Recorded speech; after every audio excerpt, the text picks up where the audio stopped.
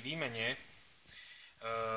tesnenia môžeme použiť šrobovák, ktorý takto zapáčime a zodvihneme tento umelohmotný kryt.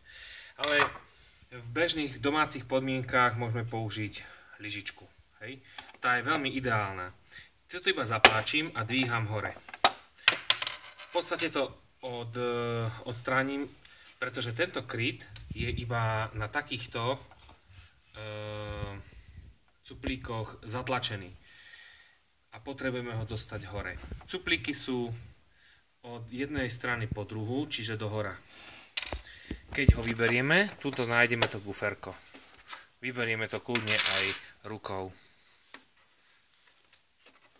No a toto gufero vymeníme za nové.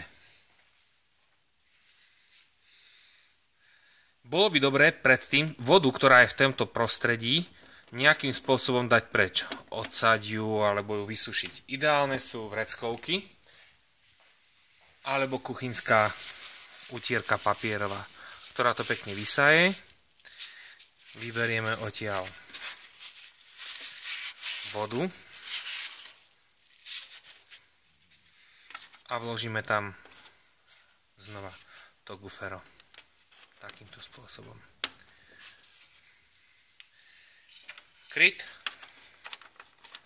a zakrytujeme. To je všetko.